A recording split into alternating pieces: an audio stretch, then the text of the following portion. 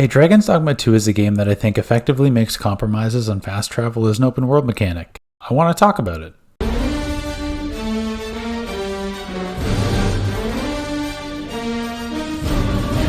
As someone who doesn't really binge play games much, after about 200 hours in Dragon's Dogma 2, I think it's safe to say it's my favorite game I've played in a while. While the story didn't really hold up for me in a few places, I felt like it does some really interesting things mechanically, and it's one of those AAA games that actually isn't afraid from a production and design standpoint to take some pretty big risks, which I enjoyed. One thing that stood out to me while I was playing was just how impressively it designs its open world around the concept of the journey, and how as a result of that, fast travel didn't feel to me like it needed to be a big component. I know some people didn't like how little fast travel there was because it was too slow, and hey, I get it. Some of us have jobs and school and the ever-growing burden of capitalism to contend with. We don't have time to walk everywhere. But I want to take some time and just reflect on the way Dragon's Dogma 2 implements fast travel and why I think it's so interesting.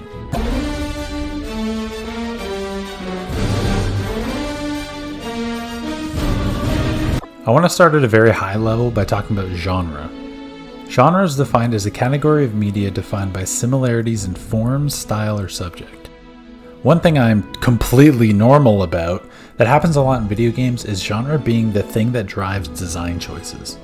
I think genre does a lot of enforcing on mechanics in unconscious ways that both designers and players never question. Designers often derive ideas and mechanics from other games of similar genre because it's easier and more cost-effective to build proven concepts than to design, test, and iterate on new ones.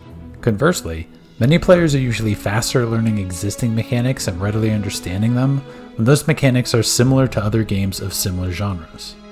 It's why in shooters you have grenades, and racing games you have laps, and card games you take turns. These are the sort of concepts and mechanics within these genres that we just sort of assume are in a game because of the genre itself. And these types of genre ideas are not often challenged because, well, why should they be?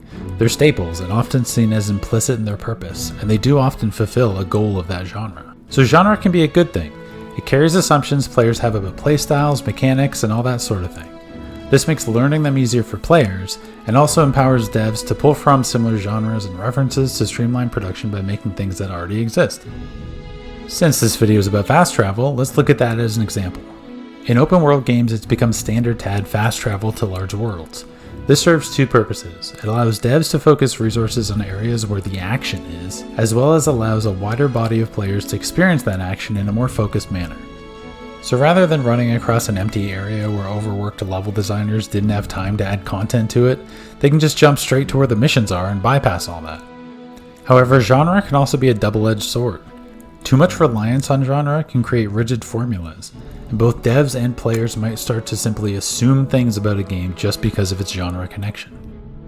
Again, if we're talking about fast travel, a development team might plan a game to be large and just assume that something like fast travel will be in it because, well, it's a big world. Open world, fast travel, that's a win, right? In some cases, these sort of assumptions about a mechanic might mean developers don't think of alternatives or try to innovate, since it feels like such a boilerplate expectation by both themselves and the audience. And I don't really think this is good or bad. I mean, from a utilitarian sense, this is perfectly fine. I mean, there's really no reason to challenge the idea that open world games have fast travel because everyone simply expects them as a baseline now. They just are. And this isn't just about open world games. This assumption can apply to any mechanic in any game of any genre, like grenades or laps or cards. Sometimes we don't stop to think why we might be putting these in the first place. But I also think one of the ways games tend to stand out the most and really carve a name for themselves is by defying and subverting these expectations we have of genres. I think a big reason why Death Stranding was able to make a name for itself, aside from the insane amount of funding that is Hideo Kojima, is because instead of allowing players to magically ferry themselves everywhere, they stopped and said, okay, what if we made an open world game where you don't have to fast travel? What does that look like? It sort of challenged the very baseline boilerplate assumption we have about the genre, and in doing so started having to focus on different things, like everything in between, and soon they started building something where traveling becomes an ingrained part of the experience moment to moment. And to bring it back to Dragon's Dogma 2, I think the game creates an interesting compromise where it allows you to have some of those fast travel options that aren't perfect, while also sort of challenging fast travel's place in the genre.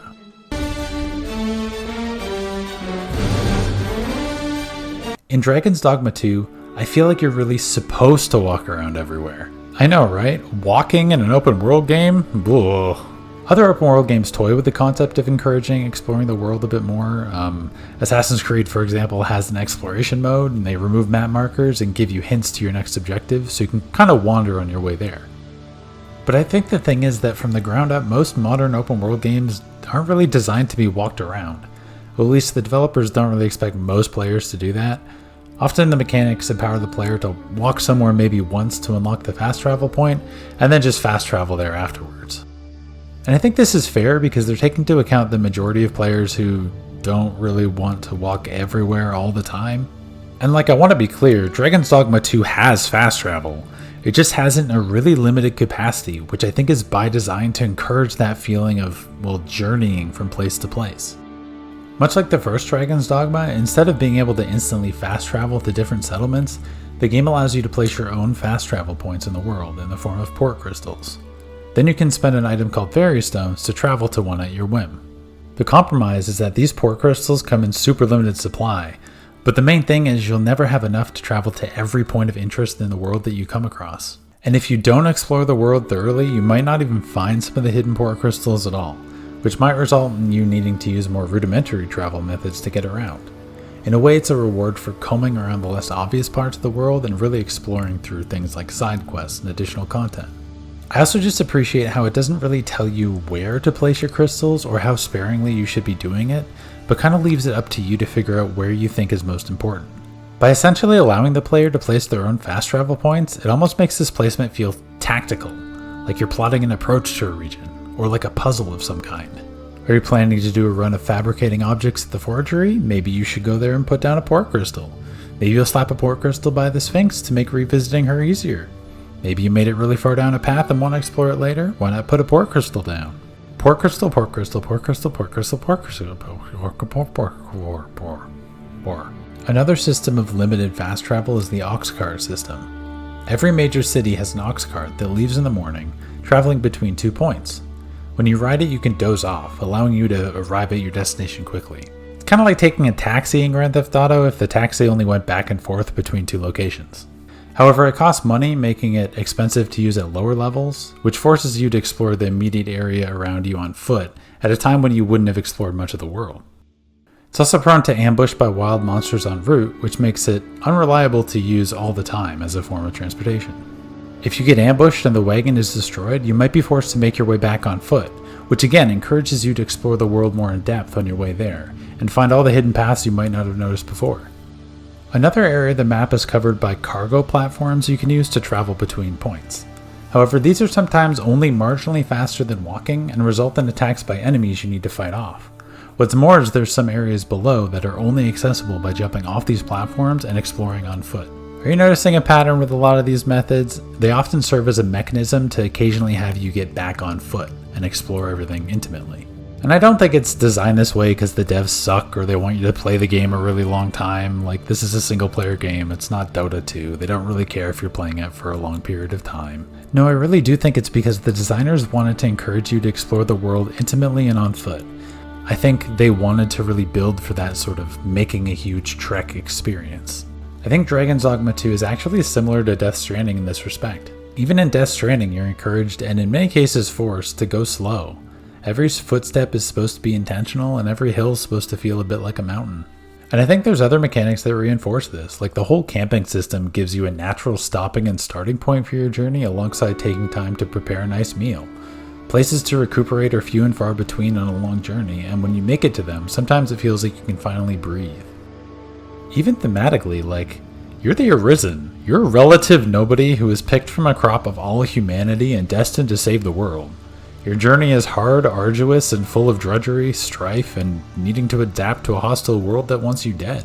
If you could just open up a map and fly to your next destination, there's not much journey in that. Isn't that also a big reason why Frodo and company didn't just ride an eagle to Mount Doom? Because if they did, they would have skipped the whole journey part.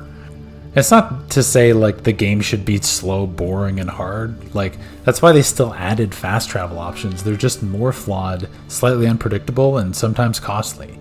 They're not always going to work, but they encourage you to use them sparingly, and you need to be prepared to journey a little on your own should they fail. Let's move on to the world of Dragon's Dogma 2 and how I think its pathing is pretty intelligently designed to be treaded and retreaded multiple times.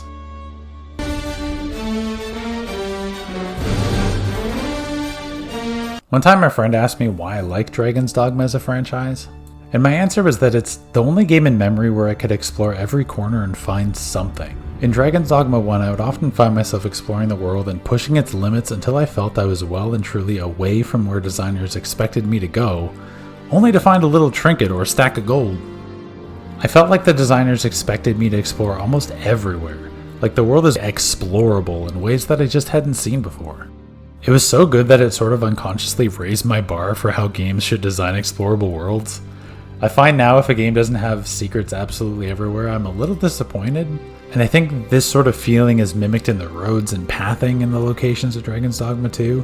They make you feel like you should be exploring every nook and cranny. The world is well and truly designed for you to travel back and forth multiple times and rarely ever take the same path twice. Like take for example this road between two major locations in the game, the border town and Vermont. Here's a drawing where I've highlighted every possible pathway one could take to get there. And they're not just like open fields with nothing really in them either. These are all areas that are crags and valleys and canyons that have enemies and things to discover and people to talk to. There's a lot of different ways you can change up your journey as you're retreading some of these paths. Like even as you're traveling through it, in Dragon's Dogma 2, a lot of the mechanics are specifically designed to facilitate mixing up your journey and forcing you to improvise your routes as you're traveling. Like the bridges in the game can break, which at first seems like an arbitrary punishment for maybe being negligent during battle.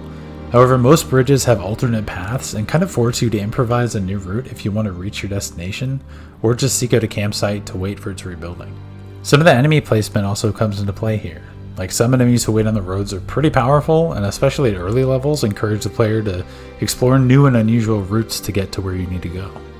In my partner's game, she grabbed onto a griffin during combat. Suddenly it took off and flew away, leaving her stuck on top of it. After a few minutes of hanging onto it, it carried her off to its nest in an entirely different part of the world, which forced her to plot a new course to her destination. It was an interesting slice of emergent gameplay that made her have to adopt a new strategy on her journey, rather than just kind of retreading old ground. There's also doors and ladders across the world that you can find as like shortcuts that you can remove and then reduce your travel times in the future, kind of rewarding you for exploring. I don't know, I just admire how Dragon's Dogma really leans into the idea that the player's gonna be walking everywhere. It means you're able to design interesting and varied pieces of gameplay that consistently change up what you're doing, as opposed to just making that journey a boring slog or admitting that you'd want to skip it. Ultimately, I think the neat thing about Dragon's Dogma 2 is that it knows you want to fast travel, but it's just stubborn enough that it doesn't want to give it to you whole cloth. Because I think it also knows that to do so would kind of undermine a big part of what it's trying to be in the first place. But regardless of fast travel entirely, I really just think it's cool to see AAA games that really try to challenge our assumptions about genre and our expectations as an audience. Because I really do think that if Dragon's Dogma 2 had fast travel that was easily used and widely available, I think it would be far less interesting for it. From my perspective, I'm just glad I took the risk.